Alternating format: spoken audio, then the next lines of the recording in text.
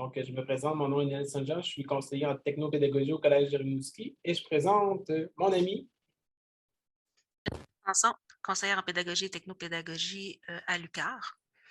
Donc, on vous présente ensemble un atelier sur l'interactivité, les jeux d'évasion, la ludification. Donc, c'est un atelier main sur les touches dans lequel on va vous présenter, c'est en 3 volets, on va vous présenter 3 belles activités, des choses que vous êtes en mesure de réaliser avec les outils qui vous sont accessibles ou qui sont presque accessibles à presque tout le monde.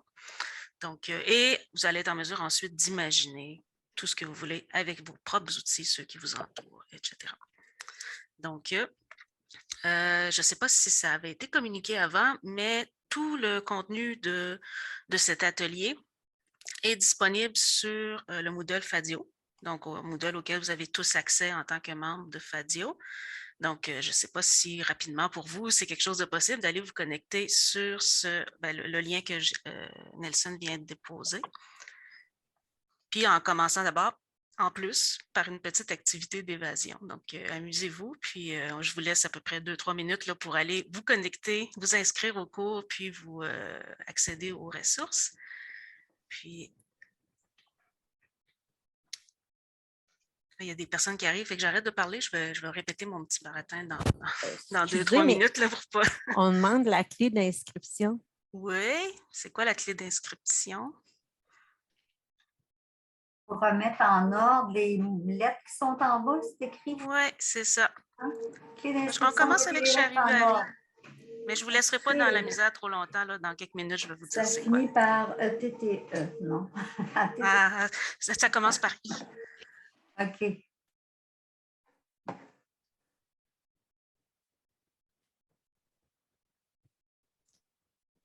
Vous comprenez le principe du jeu d'évasion qu'on doit trouver des réponses pour avancer plus loin. Donc, pour être capable de s'inscrire au cours dans Moodle, vous devez en fait remettre les lettres en ordre pour compléter le mot. Donc, pour les personnes qui viennent d'arriver, dans le fond, ce qu'on est en train de dire, c'est que l'essentiel du contenu de l'atelier est disponible sur le Moodle de Fadio. Donc, on a mis le lien dans le clavardage. S'il y en a qui ne le retrouvent pas, on pourra le remettre, il n'y a pas de problème. Puis, vous devez, dans le fond, vous connecter au Moodle avec vos identifiants Fadio et ensuite entrer la clé d'inscription. Donc, on vous a laissé un petit indice pour la clé d'inscription à l'entrée du cours. S'il y en a pour qui c'est un problème ou quoi que ce soit, faites-nous signe. Là, il n'y a pas accès à Moodle ou quoi que ce soit. Là, il n'y a pas personne qui va finir ici l'atelier frustré ou en paniquant. Là, on va arranger tout ça.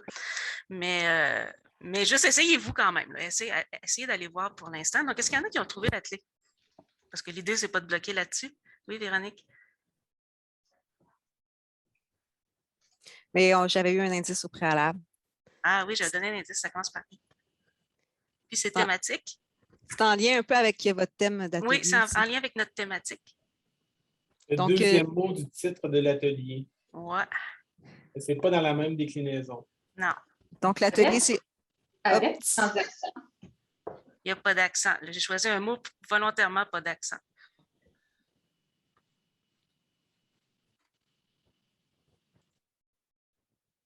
On va donner, je pense, la réponse. Oui, absolument. Donc, la réponse est interactif. Interactif, le mot. Ça fait longtemps qu'on n'a pas joué à ça chez Charivari. Hein? Donc, c'était bien à la mode quand j'étais jeune, ce qui trahit mon âge un peu. mon choix de jeu trahit mon âge. Donc, le temps que je vous laisse vous connecter, entrer, de toute façon, moi, je vais partager mon écran. Donc, on va tous le voir en même temps. Partager. Ici. Donc, vous voyez en ce moment le Moodle de l'atelier. Donc, juste un petit, je vais prendre un petit 2 ou 3 minutes là, parler un petit peu c'est quoi notre motivation en tant que telle. Donc, vous allez voir dans l'atelier, bon, la description, plan d'atelier, c'est un classique. Vous avez des liens pour accéder rapidement aux 3 activités qu'on va présenter aujourd'hui. Il y a une petite surprise qui se cache ici, donc les instructions sont placées. Donc, moi, j'aime bien cacher des choses. J'utilise les fonctionnalités vraiment de base de Moodle pour faire ça. Là. Donc, c'est de la restriction d'accès et du suivi d'achèvement. Donc, une petite démonstration que vous avez ici. C'est très facile d'aller ouvrir le coffre, vous allez voir.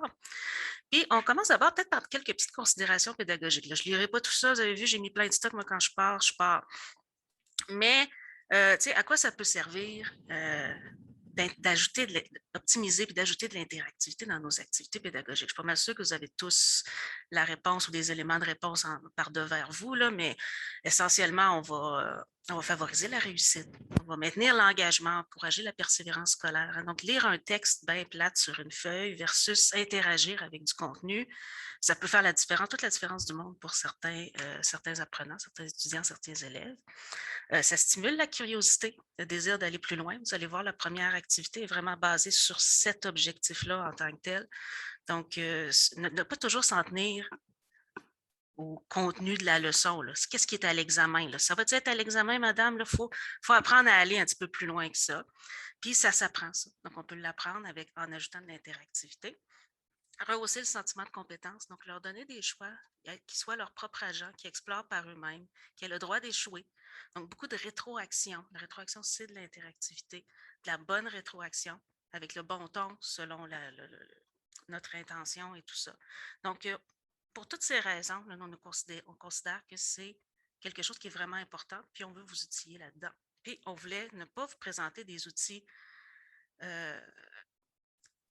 on s'entend, sont ultra hot les outils, mais on voulait vous présenter les outils qui vous entourent. Donc, on voulait vous présenter des choses très simples puis comment on peut bonifier. Donc, les principes de base de l'interactivité, donc offrir des choix, inviter les personnes à explorer à leur guise, les autoriser à se tromper, respecter l'individualité de nos apprenants, offrir une variété de mécanismes de rétroaction. Donc, il y a évidemment la rétroaction qu'on donne en personne, bien sûr, mais à travers l'activité, à travers notre contenu, il peut y avoir de la rétroaction aussi. Donc, c'est un petit peu tout ça qu'on va vous montrer aujourd'hui. On ne passera pas à travers tout ça ou quoi que ce soit, là, mais on a voulu illustrer avec 3 activités ce genre de considération pédagogique-là. Je m'arrête ici. Est-ce qu'il y en a qui ont des commentaires, des choses qu'ils voudraient dire? Vous n'hésitez pas. En plus, on n'est pas beaucoup. Donc, n'hésitez vraiment pas à parler, à m'interrompre, à donner vos avis, votre idée. Là. Donc, il n'y a pas de problème. Petite pause, y en a-tu? Qui veulent dire quelque chose? Non, c'est beau. Ensuite, quand on veut faire une activité interactive, il y a vraiment plusieurs considérations, connaître son outil, choisir le bon outil, etc. Mais on a identifié ici 3 grandes pistes, 3 choses qu'il faut vraiment prendre le temps de respecter comme il faut.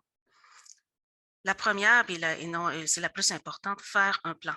Quand on bâtit une activité avec de l'interactivité, il faut savoir qu'est-ce qu'on fait, pourquoi on le fait. Particulièrement si on a l'intention de faire une activité avec des branchements.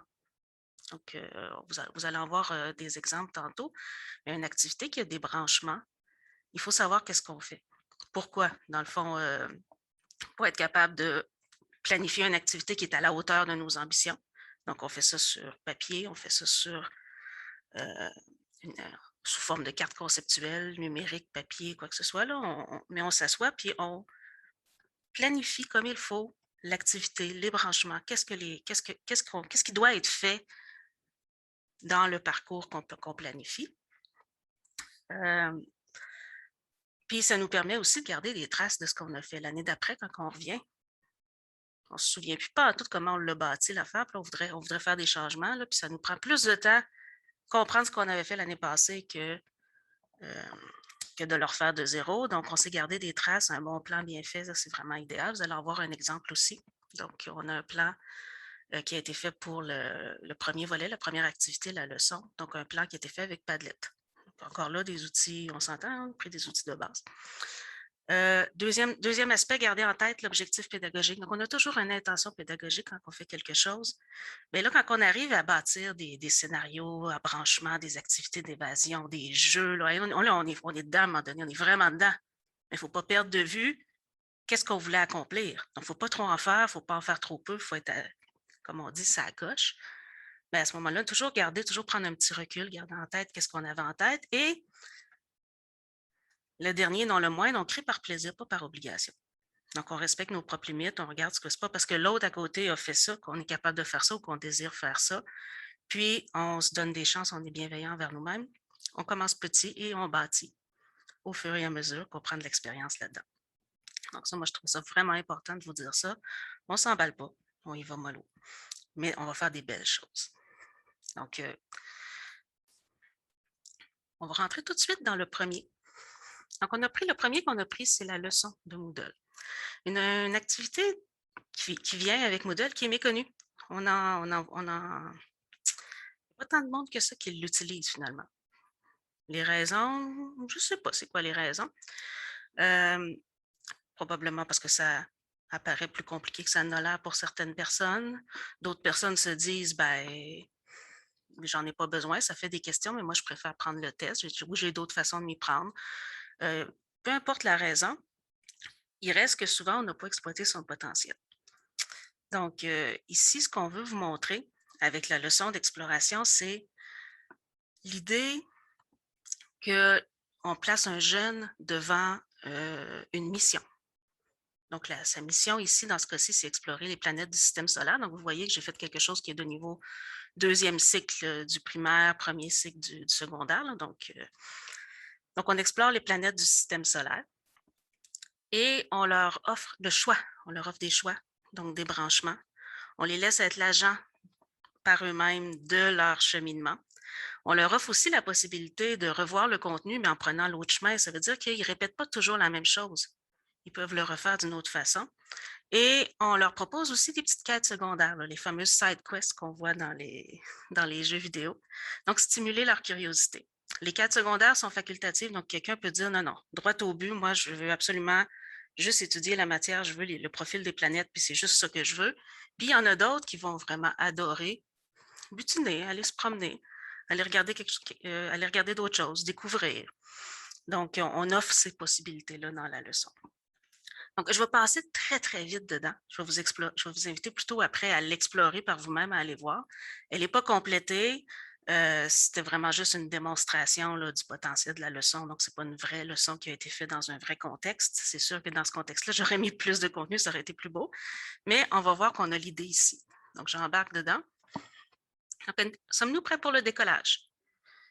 Donc, déjà en partant, on demande, pour commencer, saviez-vous qu'on peut classer les planètes du système solaire en 3 grands groupes? Sauriez-vous les nommer? Et déjà en partant, là, les couleurs sont annoncées. La bonne réponse, évidemment, c'est tellurique, jovienne et naine, mais ce n'est pas une question, ça. Hein? C'est qu'est-ce que tu veux faire?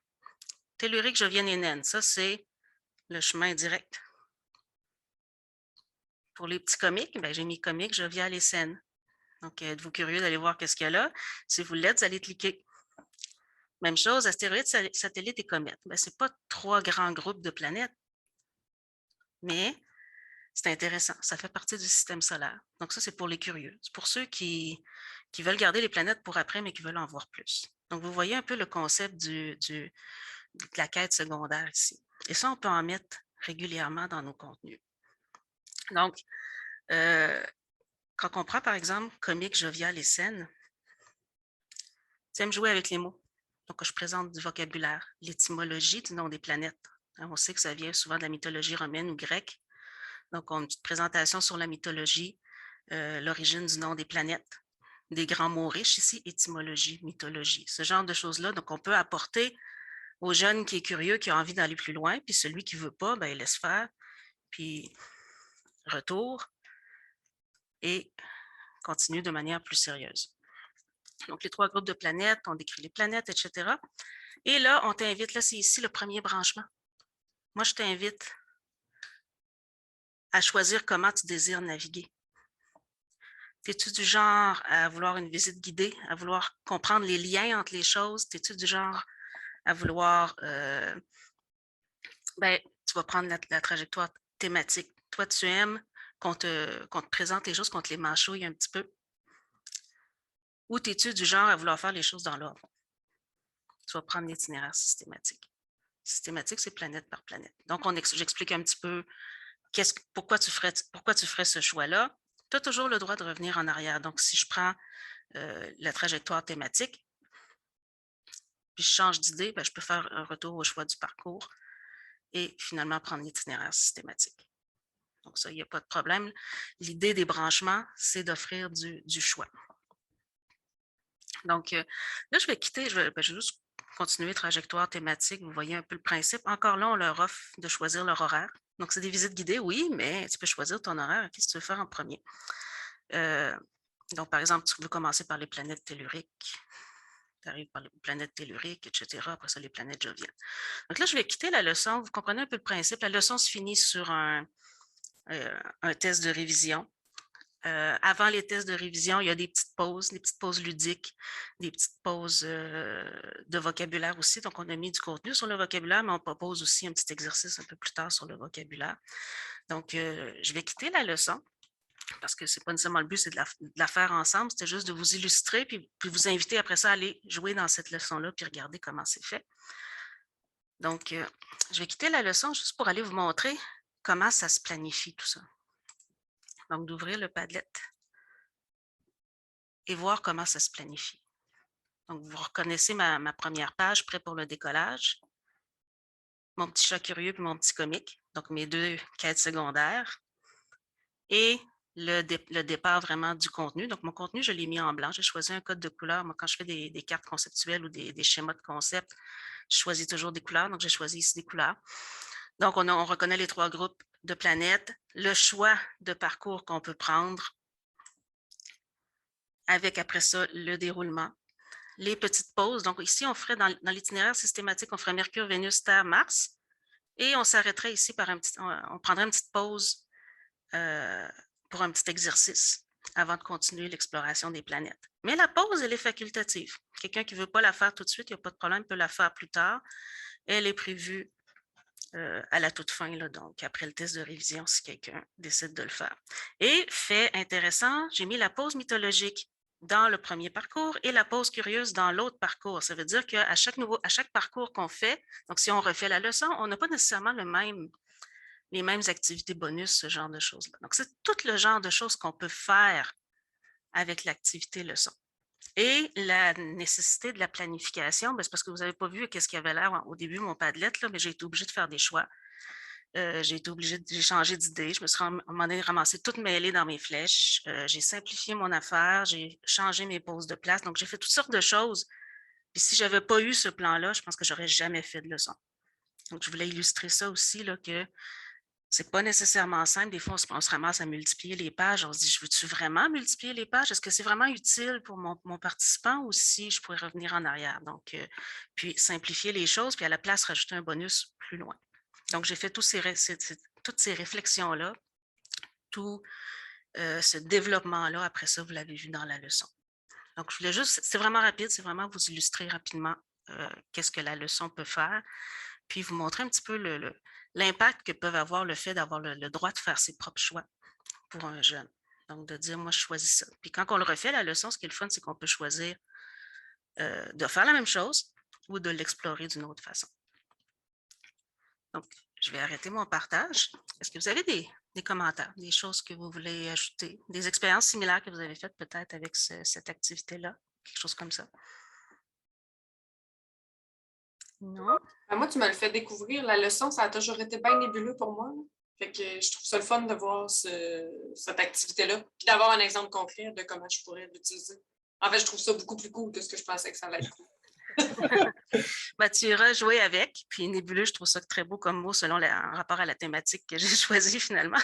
Donc, c'est vrai. Donc, j'espère avoir éclairé un petit peu effectivement. Donc, la leçon est là pour vous. Si vous la voulez en tant que sauvegarde, il n'y a pas de problème, je pourrais vous la fournir aussi. Là. Il y a zéro secret là. C'est tout le contenu, je les ai pris sur Alloprof. Vraiment bien fait aussi comme site. Hein. Donc, Alloprof puis l'Agence spatiale canadienne. Donc, dans le fond, on serait prêt à passer, à mettre les mains sur les touches et à passer à notre atelier. Donc, je passerai aussi le micro à Nelson qui va nous mettre en contexte sur son idée et démarrer l'atelier avec vous.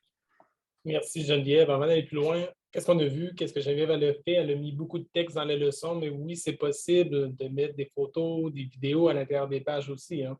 Donc, de mettre du contenu un petit peu plus interactif que simplement du texte qui est peut-être drable parfois. Peut-être que certains d'entre vous avaient joué au jeu d'évasion du patio, donc on voulait aussi vous montrer comment le faire directement. Et souvent, lorsqu'on entend parler de PowerPoint, puis ça me fait rire, même ma boss, une directrice au cégep, elle dit « Oh Nelson, j'aimerais ça avoir un autre outil de présentation plus évolué. » On va aller dans PowerPoint. Je Oh, mais c'est pas ça que je veux. Non, on va rester dans PowerPoint, mais on va aller plus loin dans l'outil.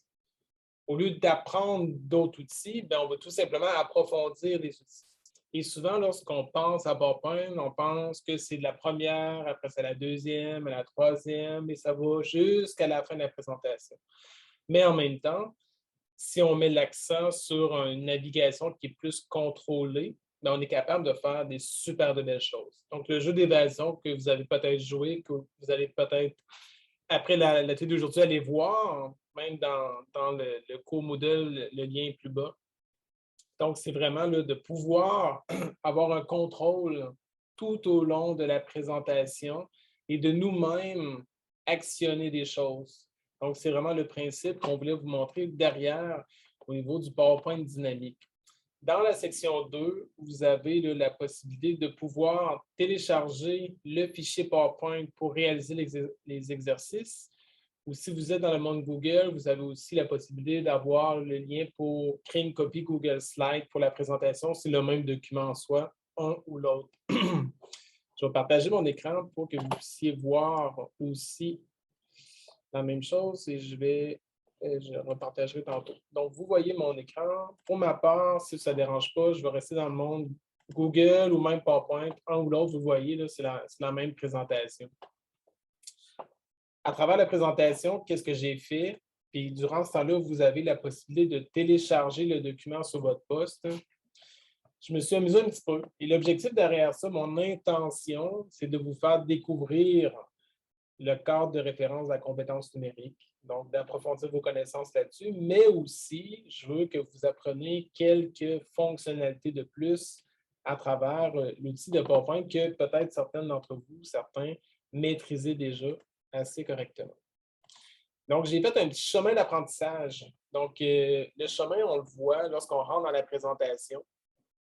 Et oui, l'élève a des choix. Donc, où l'apprenant a des choix, peut tout de suite aller au cadre de la référence numérique. J'ai même mis des exercices, donc c'est vraiment instructif. En même temps, il y a des exercices à faire, mais je voulais débuter par vous présenter le fonctionnement en soi.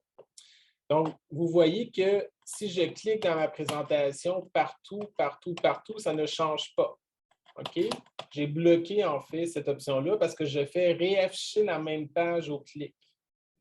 Mais lorsque je clique vis-à-vis de démonstration, là, ça avance. Donc, il y a un objet sur lequel j'ai déposé un lien. Et là, comme question, en fait, sélectionner la bonne compétence selon les différents éléments suivants de la dimension. Donc, il y en a-tu qui aimeraient peut-être se lancer pour tester leurs connaissances, pour voir s'ils connaissent le cadre de référence de la compétence numérique. Donc, prenez le temps de lire, en fait, là, les 3 éléments de la dimension. Et si une personne veut se lancer pour... Oui, Julie? C'est l'éthique agir en citoyen éthique à l'ère du numérique. Ça, c'est la bonne réponse. Donc, bravo, Julie. Mais si je vais juste faire l'exemple, attendez, je vais juste revenir au départ. J'aurais aimé ça qu'on se trompe. Je n'étais pas la bonne personne pour répondre, désolée. Exemple, si je sélectionne une mauvaise réponse, hop, il y a de l'interaction qui se fait à l'écran. Donc, c'est comme si je mets une couche par-dessus la question. Et si je clique partout, encore une fois, dans la fiche, ça ne bouge pas. Il faut vraiment que je clique directement ici pour revenir à ma fiche. Et la bonne réponse, tu l'avais, Julie, donc c'est agir en citoyen éthique à l'ère du numérique. En même temps, je signifie à la personne, c'est la bonne réponse. Je lui donne une rétroaction pour vraiment lui montrer. J'aurais pu mettre un message vocal, une vidéo, du texte. Donc, moi, j'ai vraiment fait une capture d'écran. Et j'invite, après ça, l'étudiant ou l'apprenant à revenir au chemin d'apprentissage en cliquant ici. Hop, je reviens à mon parcours. Donc, les personnes peuvent faire ça de façon séquentielle, mais peuvent aller butiner d'un côté comme de l'autre en soi. Ça, c'est vraiment pour l'exemple que je voulais présenter, que chacun des exercices, à la fin, lorsque vous allez l'avoir terminé, va réagir de la même façon. À travers chaque étape, on va demander certaines choses clés. Donc, je vais juste aller vous montrer l'exercice 1. Je clique une fois ici. Donc, nous devons contrôler la navigation complètement dans la présentation pour faciliter la navigation des participants. Pour y arriver, on doit en fait ignorer les diapositives. Peut-être que c'est une chose que vous n'avez jamais fait jusqu'à présent. Et c'est super simple à faire. Quand je suis dans PowerPoint, je clique un bouton droit dessus et je fais masquer la diapositive. Dans Google, c'est ignorer la diapositive. Vous voyez que mes 3 premières, je les affiche, mais par la suite, c'est barré ici. Donc, c'est ça qui me permet de faire le contrôle de la présentation. Par la suite, deuxième étape, c'est d'ajouter un lien sur l'objet pour permettre la navigation. Si on met des liens hypertextes, souvent, on va penser faire des liens hypertextes en dehors de la présentation. Je me rends sur un site web, un courriel, sur un Geniali. Mais on sous-estime la possibilité que nous avons à l'interne. Donc, lorsque je sélectionne un objet, je fais un clic droit dessus et je peux aller modifier le lien hypertexte. Et je vais le faire dans le même document. Emplacement dans le document, je vais tout simplement l'amener vers la diapositive numéro 6. Donc, c'est moi qui vais contrôler de cette façon-là la navigation à travers les actions que l'apprenant va faire. Donc, ça, c'est vraiment la twist qu'on appelle pour contrôler.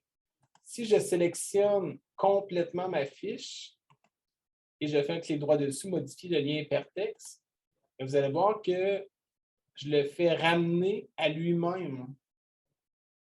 Donc, l'objet global, s'il clique dessus, je le fais afficher sur lui-même. C'est pour ça que la fiche ne change pas.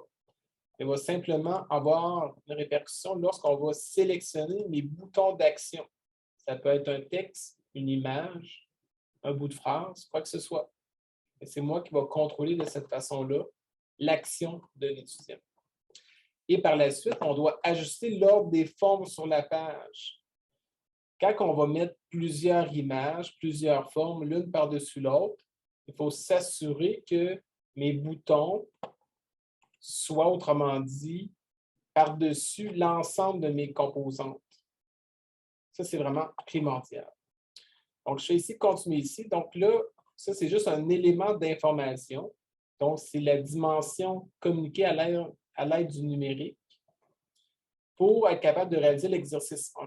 Donc, vous devez en fait ajouter la navigation pour les mauvaises réponses sur les boutons pour se rendre à la page 13 et ajouter la navigation pour la bonne réponse pour se rendre à la page 14 du diaporama. Quand je suis ici, donc là, si je clique sur mes choses, ils vont toutes se rendre à la prochaine diapo. Mais là, il faut tout simplement aller ajouter le lien hypertexte pour se rendre à la bonne page. J'ai même mis un raccourci ici, voir les consignes de l'exercice si vous êtes perdu. En cliquant ici, ça revient à la page précédente. Donc, c'est moi qui s'amuse avec la navigation super facilement. Donc, je vous laisserai en fait ouvrir le document PowerPoint, d'aller vers la page numéro 12, de commencer l'exercice 1, de voir et de compléter en fait le premier exercice. Est-ce que tout le monde a été capable de télécharger le document? Oui. Julie, j'ai vu un signe de non. Julie Épel, tu n'as pas réussi? Je vais arrêter mon partage. C'est que j'ai même plus mon mot de passe Moodle, c'est ça l'affaire. OK. Tu peux faire la récupération du mot de passe, je crois. Je l'ai fait, sauf qu'il ne me la retourne pas. Je ne sais pas si c'est trop tard. Dans les courriers indésirables, peut-être, des fois, peut-être. Des fois, ça passe là. Souvent, Moodle envoie souvent dans le courrier indésirable. Je le sais maintenant. Parce que moi, Moodle qui envoie, c'est Outlook Outlook puis Gmail qui l'interprète de même. Moodle, il est pur. Lui, il envoie ça honnêtement. Mais non, nos boîtes de courriel sont sévères. Je vais juste te retrouver à la limite.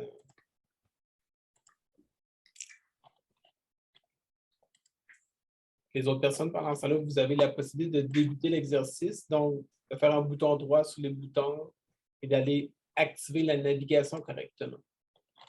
Julie, je vais me rendre à ton compte, je vais réinitialiser ton mot de passe.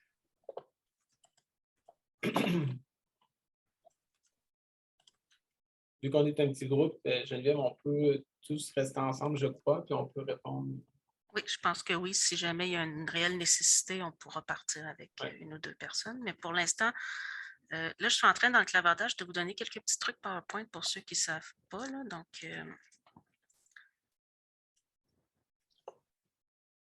Julie, ça se peut-tu que ton compte sur le Moodle n'est pas créé?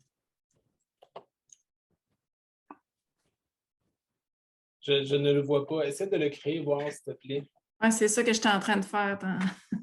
Il n'est pas créé ton compte présent.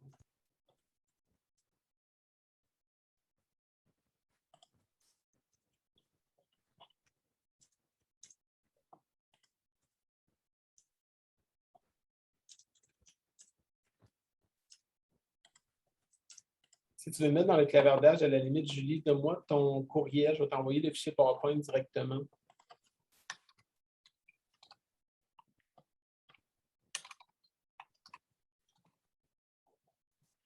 pour les personnes qui ont envie de tester leur création, donc, vous pouvez évidemment toujours partir la lecture à partir du début du diaporama, mais si vous voulez, vous êtes dans une diapositive, vous voulez voir qu'est-ce que ça donne à partir de maintenant, donc à partir de votre page question, majuscule F5 ou lire si vous êtes dans Google Slides. Là, vous pouvez tester. Si ça ne fonctionne pas, vous faites Escape, vous recommencez jusqu'à temps que vous arriviez. Donc, Émilie dit que ça marche super bien. Moi, je viens de découvrir une autre affaire. Là. Je suis toute contente. C'est deux affaires que je découvre. Ben, je ne connaissais aucunement ça. J'ai toujours utilisé ça, les liens vers l'externe. Là, ça ouvre plein d'autres possibilités. C'est vraiment très cool, sincèrement, vraiment. Je te l'ai envoyé, Julie. Regarde dans tes courriels, tu devrais l'avoir sous peu. Okay, Julie Chamberlain dit qu'elle a réussi. Julie Bellan aussi. Marie-Ève, est-ce que ça va? Oui, ça va, je suis en train de le faire. OK. Nathalie Denis. Il y a des gens qui ont ceux qui ont les caméras fermées. Là. Je ne veux pas vous oublier. Là. Isabelle, Nathalie, tout va bien? Moi, je suis là pour la curiosité. Parce qu'en service aux entreprises, je n'ai pas à créer vraiment toutes ces choses-là, mais j'aime bien savoir puis être au courant. Non, mais c'est très bien. Être capable aussi, après ça, d'inspirer, donner des idées. Donc, oui. C'est vraiment très bien. Donc, Nathalie, tu as l'air d'avoir réussi aussi. S'il y a de quoi, gênez-vous pas, on est là pour ça. Mais moi, personnellement, le Google Slide, je n'ai pas accès. On me demande de demander l'accès. À l'instant. Ah, super, merci. Je vais le mettre en lecture, tu pourras le réessayer, s'il te plaît. Ah, donc, quand tout le monde aura fini, si vous voulez lever la main, on pourra passer à l'exercice 2. Quoique il n'y a rien qui vous empêche de continuer par vous-même aussi, là, bien sûr. Là. Je vais vous le dire, ça, c'est un atelier où vous avez le droit d'être dissipé, d'être distrait. C'est un atelier actif. Donc, si vous êtes en train d'explorer quoi que ce soit, il n'y a vraiment pas de problème, allez-y. Donc, c'est rare qu'on a cette permission-là, là, mais allez-y, explorez le Moodle, créez des choses. Même à la toute fin du site, j'ai mis une petite base de données. Je voulais vous montrer une autre activité Moodle qui est peu utilisée. Donc, j'ai mis une très simple base de données qui vous invite à donner vos idées, vos commentaires, vos outils coup de cœur, etc. Donc, n'hésitez pas à partager.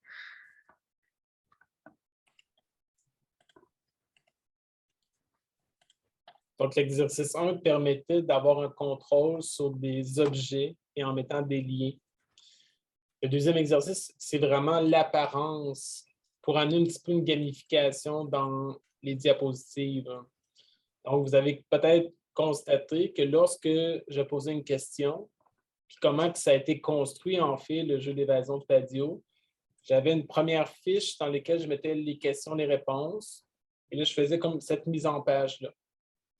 Et par la suite, un coup que ça, c'était bien fait, je dupliquais cette fiche-là 2 autres fois. Une pour des mauvaises réponses et une pour la bonne réponse. J'enlevais les liens que j'avais mis sur les objets. Et vous êtes capable de voir que lorsque c'est une mauvaise réponse, il y a un carré noir qui apparaît.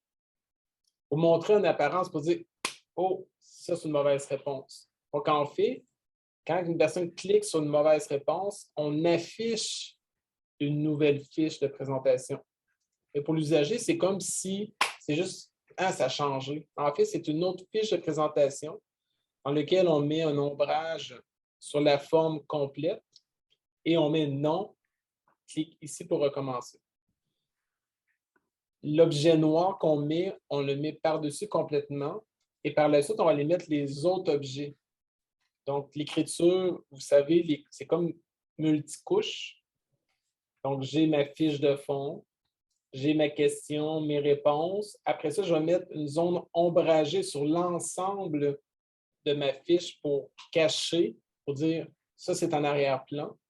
Et par la suite, je vais jouer avec des objets pour les mettre par-dessus. L'exercice 2 vous amène à travailler cet aspect-là. Que si vous vous rendez, autrement dit, à la diapo 19, j'ai mis la fiche avec le nom et cliquez ici pour recommencer, mais j'ai mis un petit carré à gauche dans PowerPoint et dans Google Slides, que c'est la zone ombragée.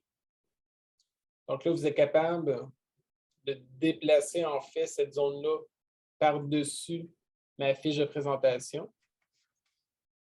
Et vu qu'on la déplace, elle va devenir en priorité. Donc, il faut que j'y aille la cacher par en arrière un petit peu en changeant l'ordre de ma fiche. Donc, c'est l'exercice qu'on doit faire dans l'exercice numéro 2.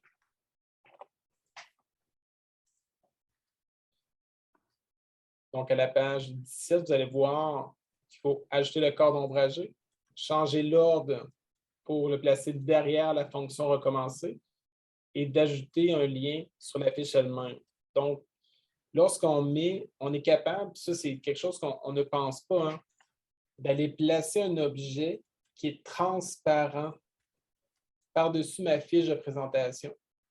J'enlève la bordure transparente, le fond transparent, et je vais lui faire par la suite une action avec cet objet-là. C'est le principe de la mauvaise et la bonne réponse.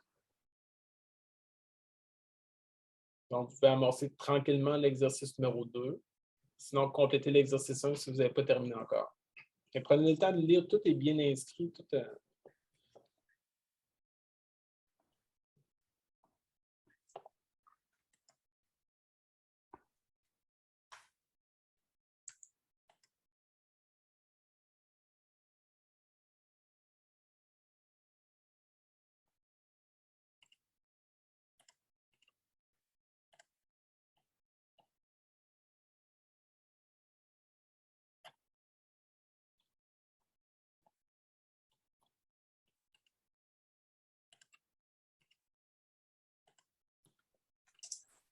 Je peux te poser une question. Ben oui, Mélie. Je suis comme blonde. Là, j'ai mis mon cadre. Oui. Puis là, mon cadre, il est en arrière. Moi, je n'ai pas eu à changer là. Il était déjà, la forme ombragée était déjà en arrière de cliquer ici pour recommencer. Oui, mais ton autre texte apparaît en bleu, puis tu devrais plus le voir. Ah, OK, je comprends. Ah. Mais j'ai eu le même réflexe que toi, ceci dit. Fait que là, il faut juste, dans le fond, qu'on remette le nom en premier plan, puis le cliquer ici pour recommencer au premier plan. C'est ça. C'est ça. Ah, OK. Mais là, après ça, c'est le lien. Je l'ai fait sur quoi? C'est ça. Sur la forme noire, Ouais. on va mettre un lien pour que si les personnes cliquent sur le noir, sur le noir, ça reste sur le noir. en plein ça. Sinon, ça va changer vers la prochaine diapo. Ah, ici.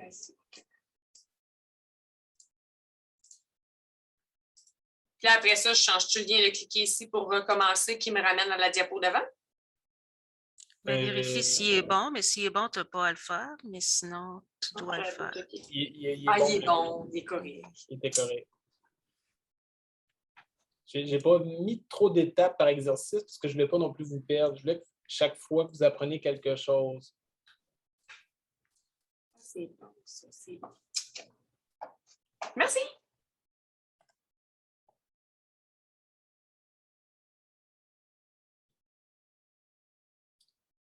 Si vous avez de la difficulté, gênez-vous pas. Moi, Geneviève, on est là pour ça.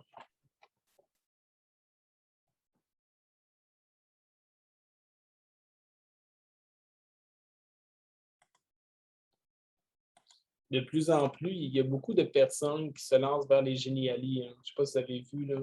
Ah, c'est beau, Geniali, c'est nouveau, ça fait du bien, c'est rafraîchissant. Mais en même temps, là, vous avez tous des belles compétences dans PowerPoint, vous le maîtrisez l'outil. Il faut juste aller un petit peu plus loin. Puis tantôt, dans les ressources, on va vous montrer des sites sur lesquels on peut retrouver des super de beaux modèles actuels. C'est pas moi qui ai fait le modèle, je me suis inspiré d'eux, puis c'est gratuit en plus. Donc, les personnes qui sont confortables dans PowerPoint peuvent utiliser des modèles qui peuvent rehausser la présentation visuelle super facilement aussi.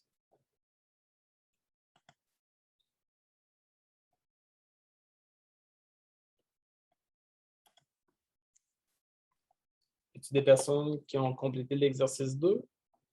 Valérie, Émilie, Marie-Ève, Julie, Nathalie, super.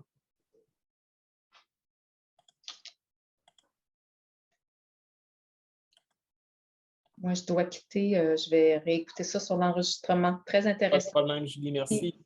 Merci, Julie. Si on regarde pour le prochain exercice, souvent, lorsqu'on veut gamifier, on veut mettre aussi une ambiance. Ce n'est pas juste le fait de contrôler, de changer l'apparence, mais parfois, ça peut être intéressant de créer une ambiance pour le jeu de gamification qu'on veut réaliser avec les apprenants. Dans le jeu d'évasion, peut-être dire de Price is Right, mais lorsque c'était une mauvaise réponse, quand c'était une bonne réponse, on entendait les sonnettes sonner comme à la TV. On est capable aussi, à travers, à travers, en fait, là, nos présentations, on est capable d'insérer de l'audio, soit un fichier MP3, MP4, une vidéo provenant de l'ordinateur ou même une vidéo qui provient de YouTube. Petite remarque, si vous intégrez en fait une ressource qui provient d'Internet et que vous désirez en fait que l'étudiant qui a une coupure Internet, le son ne fonctionnera pas. Ça prend des plans B souvent lorsqu'on veut intégrer de l'audio, que ça soit local sur l'ordinateur pour s'assurer du lien et que ça fonctionne en tout temps. Donc, dans l'exercice numéro 3, qu'est-ce qu'on va vous demander? C'est d'aller insérer un fichier audio, dans lequel, lorsqu'une personne va se tromper, ça va lui dire une mauvaise réponse. Donc, je vous envoie dans YouTube, rechercher un petit son. Donc, cherchez sur YouTube, son, erreur, quelque chose comme ça. Vous allez trouver des petites choses super courtes et qu'on va venir insérer en fait.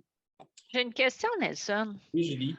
On peut prendre n'importe quel son sans égard au droit et à tout ça? Au niveau du son dans YouTube, ceux qui l'ont publicisé là, si c'est public, c'est public. OK. Fait qu'on pourrait aussi dire à nos étudiants ou à nos élèves que si c'est sur YouTube, ils ont le droit de le prendre? Et en fait, lorsqu'ils le rendent public sur YouTube, ça fait partie de leur licence qu'ils le publicisent. S'ils voudraient que ça soit restreint, mais ils ne mettraient pas ça public en fait dans YouTube. Chose peut-être intéressante, on peut, à la limite, à la fin de notre jeu d'évasion, de marquer ressources utilisées, tel lien YouTube. Je pense qu'avec ça, on respecterait le droit d'auteur aussi.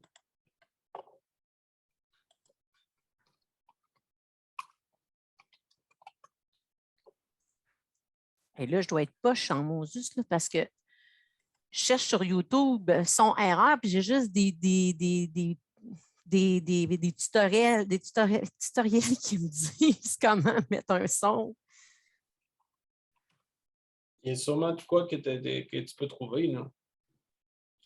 Moi, j'ai cherché son erreur Windows 98. Ah, j'ai trouvé de quoi. Et sinon, on a toujours la possibilité d'enregistrer quelque chose. Donc, Et là, sur YouTube, je peux télécharger juste le son? En fait, vous avez deux possibilités. Soit d'intégrer, vous avez la possibilité dans PowerPoint et Google Slides d'insérer une vidéo provenant de YouTube. Vous allez copier le lien de la vidéo. Et dans l'exercice, je vous demande, insère-moi une vidéo YouTube. Il faut qu'elle parte automatiquement avec l'affichage. Et à la fin, je dis rapetisse-moi-là complètement en petit en haut dans le coin. Comme ça, il est caché, c'est très peu visible à l'œil. Effectivement. On va juste l'entendre. C'est on va en pas le plein voir. ça. OK, merci pour la stratégie. Excusez, je n'ai manqué un bout. Il n'y a pas de problème. Voyez-vous, c'est toutes des petites particularités que quand on est... Ah, c'est comme ça se fait. Bye, Marie-Claire.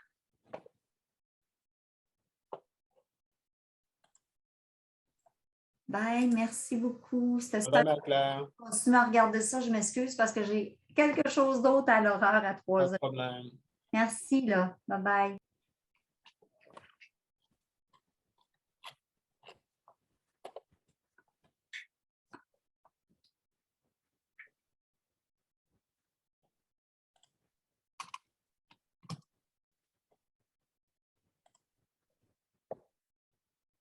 Oh mon Dieu. Je ne sais pas si ça vous rappelle quelque chose, le Windows 3.1. J'ai mis le lien dans le clavardage. C'est très, très vieux.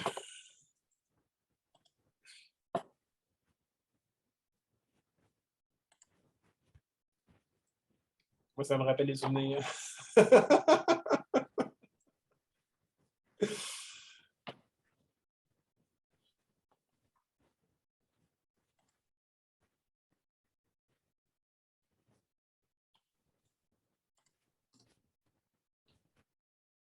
J'avais une petite question.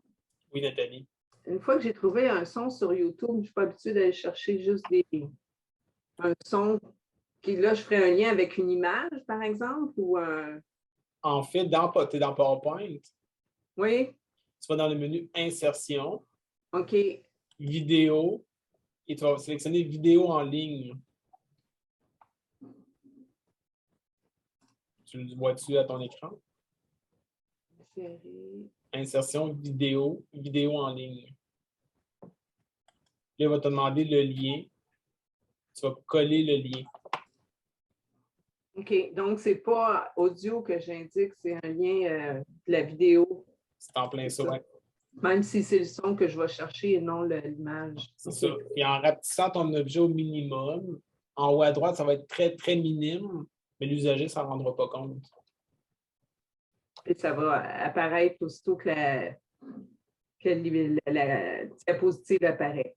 Oui, il faut que tu actives sur ton objet la lecture automatique de l'objet aussitôt que la fiche apparaît. OK, oui. Parfait. Là, je comprends. Tu comprends? Oui, là, c'est ça. J'essayais d'insérer un son avec une vidéo, mais là, je viens de comprendre. Malgré que ce soit le son que je vais chercher, c'est la vidéo que je télécharge. C'est en plein ça. Parfait, merci. Merci, Véronique. Oui, vas-y, Geneviève. Oui, un beau partage, Véronique. C'est pour la question des droits d'auteur. Souvent, là, il y a des pistes audio. Là, il y a vraiment une bibliothèque. Là, il y a des bruitages. Il y a c'est vraiment là, des fichiers MP3. Donc, c'est vraiment facile après d'aller les ajouter.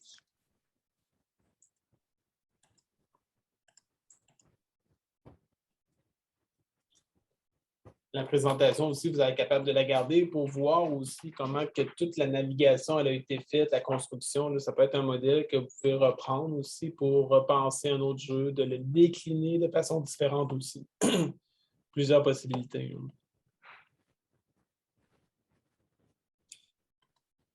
Est-ce que ça va pour l'exercice numéro 3? Tout le monde a bien réussi. Vous comprenez bien le principe, en fait? Super. Dans la diapo numéro 30, je vous amène tout de suite à la diapo numéro 30. Je ne sais pas si vous connaissez Slide Carnaval. C'est un site dans lequel il existe beaucoup de modèles de présentation. C'est vraiment, vraiment génial. Je vous invite à aller le consulter. Vous manquez d'intérêt ou d'inspiration, pas d'intérêt, vous manquez d'inspiration parfois. Là. Allez voir, allez fouiller. Vous allez voir, ah, wow, c'est tape à l'œil, c'est beau, ça rafraîchit, ça fait du bien. Donc, pas besoin de changer d'outil à cause que tout le monde, c'est pas à cause que tout le monde va aller sur le quai que vous devez y aller. Il faut se respecter et trouver vraiment une réponse à vos besoins à travers vos logiciels. Je vous ai mis aussi 2 liens par rapport à vraiment créer des jeux d'évasion avec des clés très poussées. C'est une petite vidéo là, que j'ai trouvé, c'est super intéressant à la page 31. d'autres ressources aussi sur SlideGo. C'est un autre site dans lequel on retrouve des modèles de présentation PowerPoint. Vraiment, vraiment intéressant. Donc, le fichier, vous le gardez, vous vous amusez avec, vous êtes capable de faire quoi que ce soit. Donc, prenez-le, inspirez-vous et aussi partagez-le là, à travers vos équipes, votre institution. Ça peut être super intéressant. Dernière section de notre aujourd'hui. Donc, je vais juste partager mon écran. Et on va aller un petit peu plus loin. Donc, on voulait en fait là, vous montrer d'autres possibilités à travers le Moodle. Souvent, dans nos établissements, on a Moodle, mais on sous-estime la puissance. Et l'objectif, en fait, que j'ai à travers la dernière présentation, c'est de vous amener complètement ailleurs. Parfois, on pense que ce n'est pas possible d'amener un lieu aux étudiants à distance, mais avec H5P, que peut-être certaines personnes d'entre vous, vous connaissez, on est capable de faire voyager super facilement les étudiants. Oui, ça prend de l'équipement, mais de l'équipement, nous en avons dans les organisations. Et en même temps, moi, j'ai réalisé l'exercice pour montrer dans mon établissement la puissance, qu'est-ce qu'on a fait. Donc, c'est un win-win que j'ai fait. Donc, en fait, j'amène l'étudiant à voir c'est quoi les ressources qui sont disponibles dans l'établissement. Donc là, vous voyez l'image du cégep à l'entrée. Tout le monde voit ça. Et qu'est-ce que vous ne savez pas, c'est que je suis capable de vraiment me promener en 360. Donc, c'est des photos 360 degrés qui ont été prises, dans lesquelles on va retrouver des plus qui représentent des vidéos et des points pour naviguer à travers ça. Donc, ici, je peux aller voir le service d'aide psychosociale et à droite, je peux aller voir les services adaptés. Donc, nous, l'objectif, on va envoyer ça aux étudiants de secondaire. Bien, voici au Collège Rimouski, c'est quoi les ressources qui sont disponibles pour l'inclusion en fait au cégep. Je dis à l'étudiant, bien, moi, j'aimerais ça te montrer comment faire pour voyager dans le cégep, pour te rendre au service adapté. On clique sur le plus. Et, oh, attendez un petit peu. J'ai juste oublié de faire quelque chose de super important, de partager mon audio pour que vous puissiez avoir le son aussi. Donc, c'est transparent pour vous. Donc, je promène et j'amène les étudiants à visiter le lieu directement, super facilement. Ça, je ne le ferai pas jusqu'à la fin. Et vous comprenez le principe que l'étudiant va être capable de voir, OK, c'est là que je dois me rendre. Parfois, c'est complexe en nos établissements. Super simple à faire. Donc, on va se rendre directement. Je m'en viens ici. Hop, je change de bord. Donc, l'entrée principale était ici. Et là, qu'est-ce que j'ai fait? C'est qui est derrière cette porte-là? Je clique sur le plus. Je sais pas, mais c'était écrit ne pas entrer, Nelson. Ouais. Bonjour, mon nom est Anne-Marie Hudon, je suis intervenante sociale ici au service d'aide psychosociale. Donc, c'est l'endroit où tu seras accueilli pour une première rencontre afin de vraiment avoir un espace pour parler, pour te dire dans un endroit neutre et confidentiel.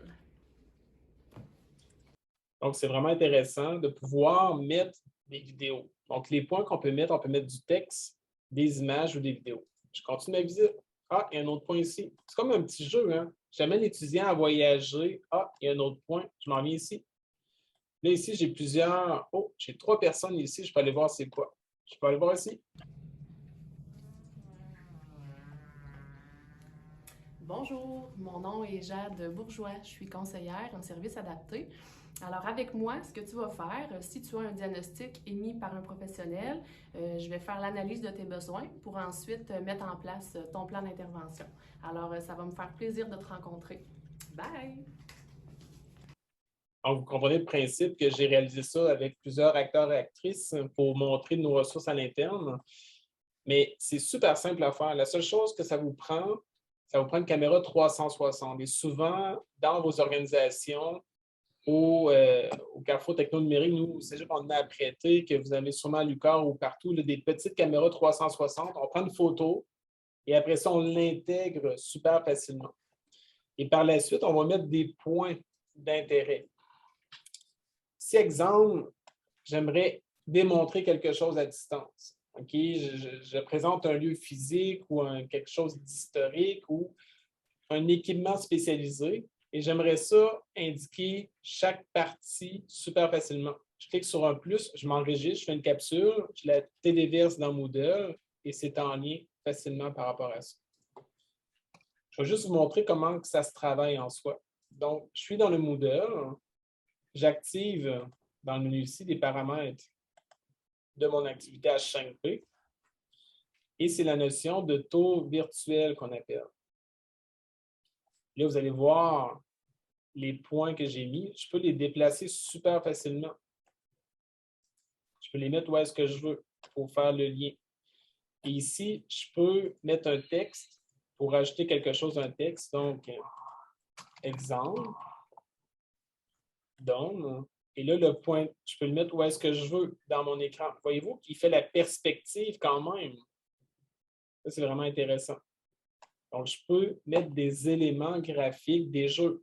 J'aurais pu faire une pièce dans laquelle j'aurais indiqué plusieurs points et vous auriez dû trouver la solution à des questions, des intrigues. Je ne l'ai pas fait en jeu d'évasion, celui-là, parce que je voulais qu'il y ait une retombée pour mon établissement en même temps. Mais vous comprenez qu'on pourrait poser une pièce avec plusieurs points et que l'étudiant aurait à trouver une réponse à une question super facilement. Et lorsqu'on va vouloir intégrer de la vidéo, c'est simple, on clique ici, vidéo. Je vais aller téléverser directement mon fichier MP4. Je peux le faire avec Zoom. J'enregistre une capsule dans Zoom. Fou! Je le mets directement dedans. Pas besoin de... C'est pas complexe. Et la twist, c'est qu'aussitôt que je le fais jouer, c'est un autoplay. Donc, il commence automatique la vidéo. Aussitôt que je clique sur le point, la vidéo commence, c'est tout. C'est vraiment bien. Souvent, on pense qu'on n'est pas capable d'amener des étudiants dans un lieu, mais avec ça, avec l'outil que vous avez accès, c'est gratuit, ça ne coûte rien. On est capable de faire voyager et d'aller positionner des choses qui sont précises. En inspection bâtiment, nous, à la formation continue, on a cartographié une maison en 3D et l'enseignant a mis des points d'intérêt pour des vidéos et du texte. Voici telle chose par rapport à l'apparence de la maison qui devrait être corrigée. Donc, l'étudiant, malgré qu'il est à distance, peut aller voir de ses propres yeux, oui, c'est vrai, il y a un élément qui n'est pas correct dans l'architecture. Donc, ça, c'est drôlement intéressant. Je l'ai fait dans un aspect de découvrir les ressources, mais vous comprenez que ça peut s'appliquer à plusieurs sphères.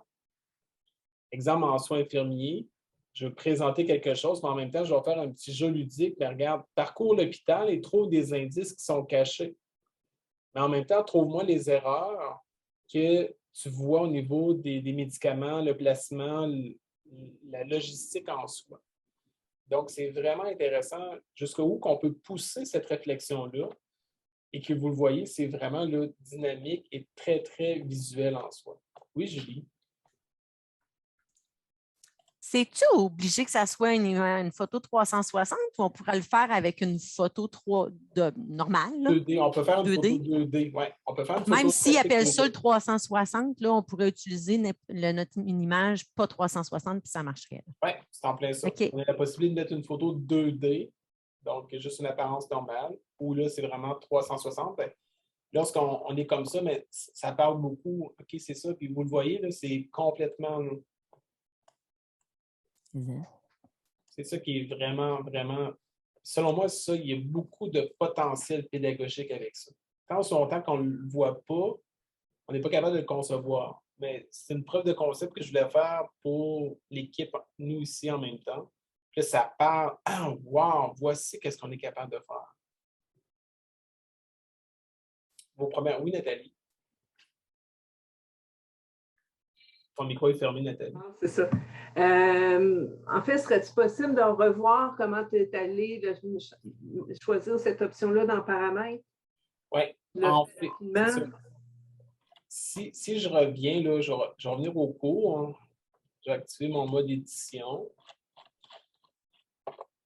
Je vais aller me positionner à la même place. J'ajoute une ressource. Je m'en vais dans du contenu H5P. OK, c'est ça.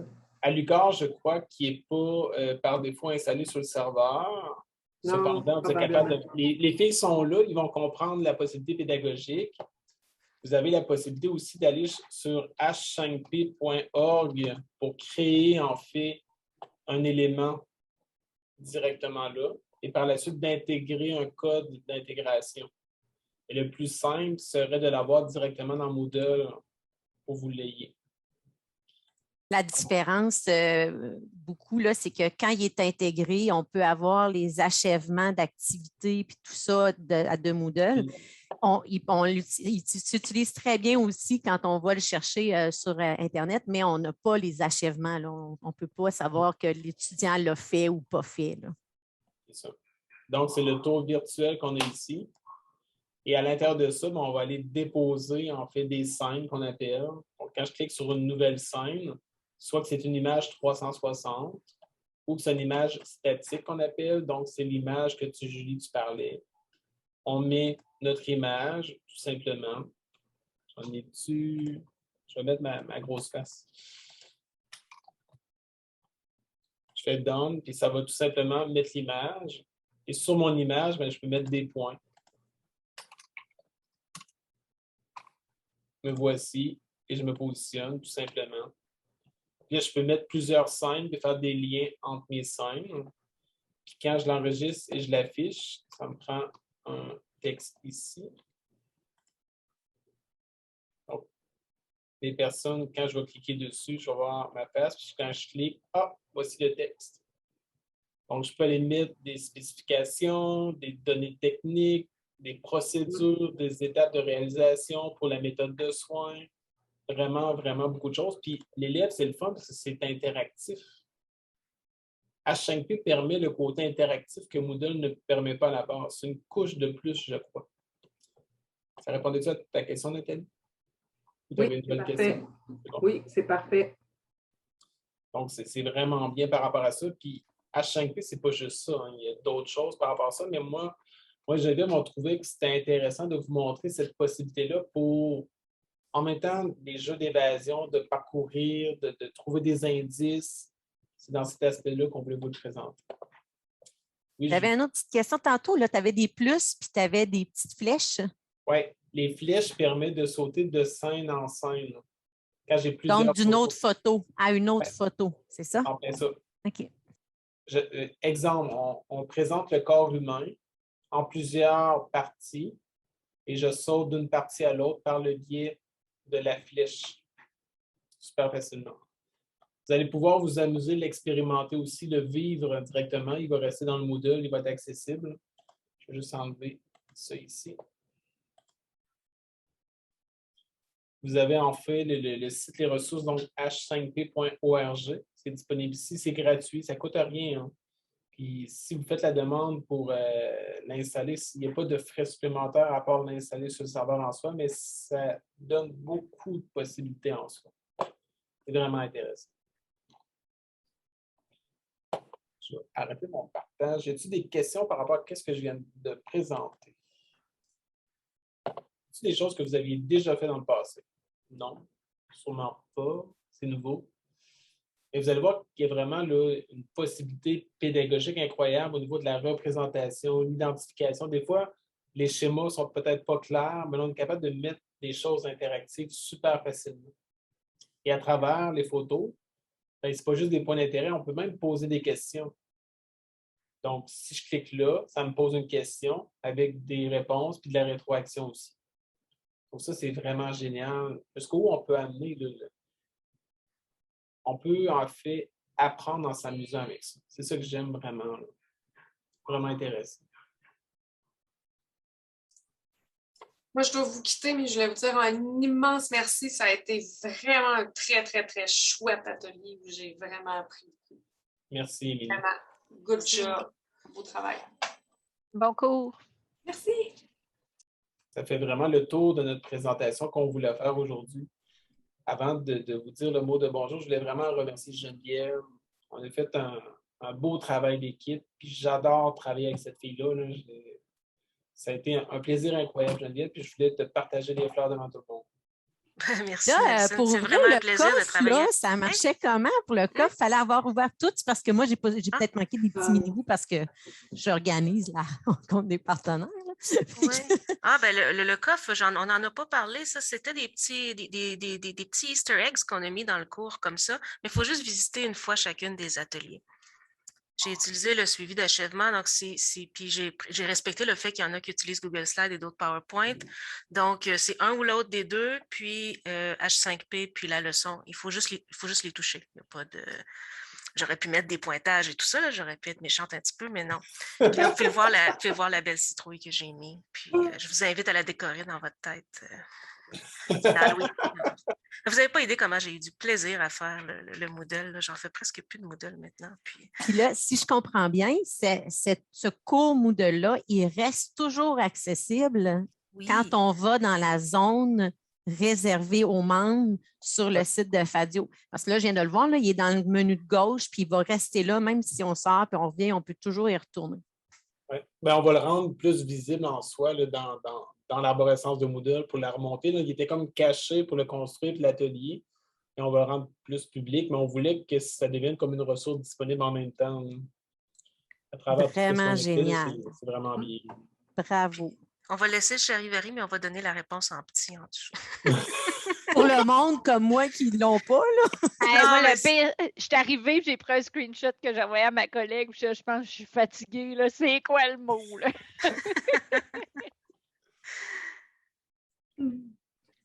Et merci beaucoup. Oui, merci. C'était vraiment intéressant. Là. Je ne sais pas si vous avez vu la boucane sortir de mon clavier. Là. On s'écrivait sur le chat en faisant wow, on pourrait faire ça, on pourrait faire ça. Là. Génial. Puis en passant, je suis une intruse. Il n'y avait plus de place. Puis on m'a partagé le lien de votre atelier. C'est pas grave, Julie, on t'accepte. Ça nous fait extrêmement plaisir de te soigner. Puis en même temps, si vous avez des personnes qui ont de l'intérêt aussi, partagez. Le lien va être disponible pour d'autres personnes, d'autres cours aussi. Là, puis essayez d'aller plus loin que certaines limites que parfois on se donne. Moi, je dis, ma nouvelle façon de penser, c'est de penser en dehors de la boîte, de think outside the box. C'est d'aller en dehors de nos limites parfois. Puis souvent, on se restreint, mais je pense qu'on est capable de le faire, puis vous avez la possibilité. Puis regarde, les exercices n'étaient pas durs, puis vous avez tous réussi. Il faut juste savoir la petite twist qui manque, puis il faut oser, puis aller cogner aux bonnes portes, aux bonnes ressources. Vous avez des CP, des technopédagogues, allez les voir. Ils ont toujours des trucs comme ça à vous partager, puis je pense que ça va vous faire rebondir, puis aller plus loin en soi dans les possibilités. Voilà. Que tu ramènes PowerPoint. Moi, depuis que j'ai une nouvelle version d'Office 365 de PowerPoint, il y a plein de fonctionnalités aussi qui sont très intéressantes. Ils ont su upgrader leur offre de service Microsoft avec ce produit. On gagne à le maintenir plutôt que d'aller chercher ailleurs d'autres applications. C'est ça, c'est en plein ça. Parce que des génialités, il y a des choses que c'est intéressant, mais en même temps, on devient limité, puis ça devient payant, puis c'est une boucle. Mais souvent, on sous-estime nos produits, puis on pense que PowerPoint, c'est out. Non, c'est pas out. Il faut juste savoir les maîtriser correctement, puis oser faire des choses. C'est vraiment ça l'objectif. Moi, là, j'utilise les liens depuis longtemps. Là. Nelson, il a rajouté vraiment une couche, littéralement une couche, là, en mettant le transparent puis le lien. Ça, vraiment, ça, je n'utilisais pas ça. Mais les liens, moi, je les utilisais depuis longtemps. Je mettais des petits boutons cachés dans le bas de mes diapos clés lors d'une présentation. Puis là, rendu à la période des questions, ou si j'avais une question ad hoc durant ma présentation, bien, je pouvais tout de suite sauter à un élément clé plutôt que de me promener dans mon PowerPoint. Puis, attendez un petit peu, je vais le trouver. Attendez, je le trouve. Fait qu'en mettant des petits boutons, puis je les mettais pâles dans le bas. Il y a juste moi qui les vois dans le fond, un petit peu comme la vidéo YouTube. Tu sais, les gens ne le remarqueront pas, puis s'ils le remarquent, bien, il n'y a rien de mal à ce qu'ils le remarquent. Donc ça, moi, j'utilisais ça depuis longtemps, ne serait-ce que pour me faciliter la vie lors d'une présentation ou quoi que ce soit. Mais son potentiel pédagogique est encore plus grand que ça. Puis Nelson est venu rajouter toute cette petite couche-là que je n'avais jamais exploitée, là, de mettre des couches en transparence, puis tout ça. Là. Donc, vraiment, vraiment, chapeau Nelson. C'est vraiment des beaux produits. Donc, puis ça va te porter. On vous l'a montré. Vous l'avez fait.